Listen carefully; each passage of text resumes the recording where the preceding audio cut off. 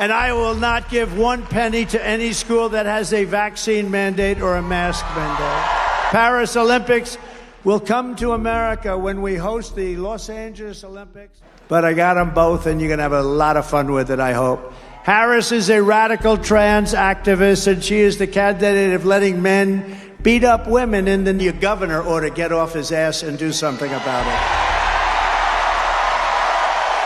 Welcome to The Jerry Show. Donald Trump gave a terrible rally speech in Atlanta, Georgia.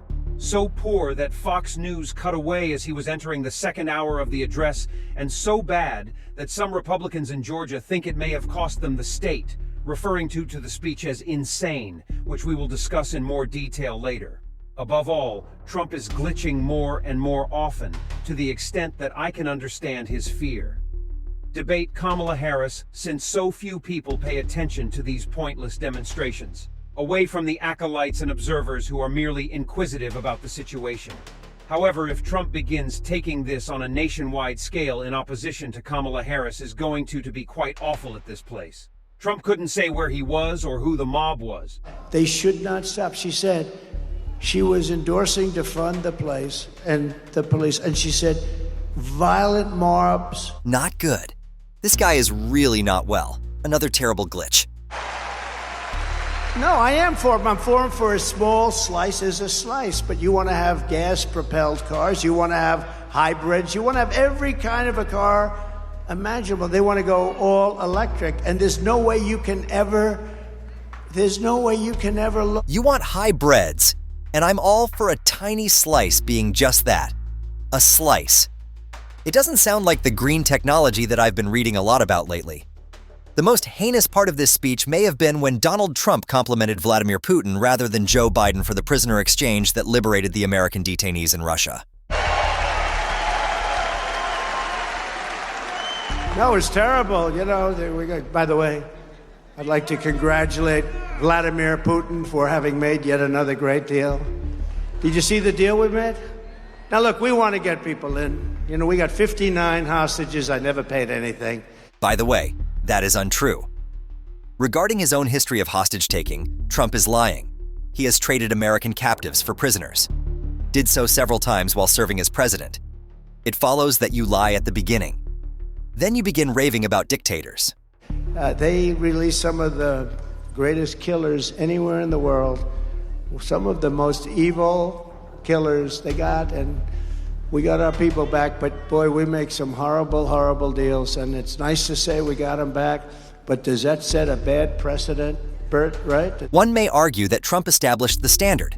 One could argue that Trump said that when he traded American hostages for inmates during his presidency. Naturally, Putin is always involved. How wonderful. Putin is quite intelligent. Putin is excellent. They also serve as an indicator of how bad things are getting. In any case, they have raised from the dead. It is Christmas, and they have brought the battle back. The Christmas War. You can tell when things aren't going well by this. Ready? The two words are Merry Christmas. She doesn't want anybody saying Merry Christmas. Naturally, Kamala Harris has not stated that she wishes for no one to wish her a Merry Christmas. Exciting for polio and measles, but frightening for school children. Trump claims he won't provide a single penny to any school that has a vaccination requirement. And I will not give one penny to any school that has a vaccine mandate or a mask mandate.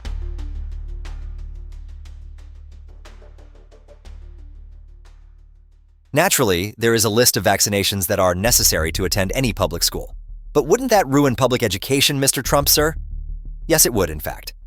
That's not a flaw, but rather a feature of his stupid notion. Regarding Kamala Harris, Trump is carrying on with the same kind of apocalyptic reflections that we heard from him before to Joe Biden taking office. The world will end in catastrophe if Kamala Harris is elected president.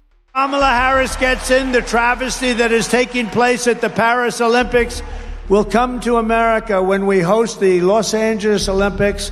And by the way, which I was president, we happened to get it. I was the president. I also got you a thing called the World Cup, which is coming very soon. I might as well say it myself because nobody else will say it.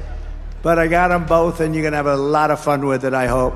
Harris is a radical trans activist, and she is the candidate of letting men beat up women in the name of tolerance. But you look at what's happening over in Paris, it will never happen here. I will never let it happen.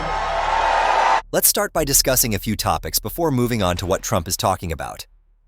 The right-wingers are furiously upset about a bizarre disinformation story about a purportedly trans boxer who did not actually compete in the Olympics in Paris. The narrative to which Trump is alluding is entirely fictitious. What's more outrageous than anything is that Trump appears to believe that he, not the Olympic Committee or the organizers, should pick who gets to compete in each sport if the Olympics are held in the United States. The arena was filling up as Donald Trump was speaking, as is frequently the case these days. As this image illustrates, Trump continues to speak. I mean, a lot of people overlook the mezzanine, which is over 50% vacant, but even in the lowest points, you can see the arena emptying out. That isn't going very well then. And then things got so out of control that Fox News decided to stop covering it, which is a sign that something is wrong when Fox News stops covering anything. Do something about it. So the Trump rally underway there in Atlanta, the former president turning to some of... It is very ironic to refer to them as common themes. After that, Trump begins criticizing other Republicans because when he claims, "Your governor here in Georgia," he's referring to Republican Brian Kemp. Fox News then cuts to the chase, relieving its viewers of their symbolic suffering related to the Trump event. Thus, it was a poor event that caused Republicans to express serious anxiety that Trump is losing Georgia to them. But before we do that, you should see J.D. Vance's introduction to Trump if you thought his speech was awful. His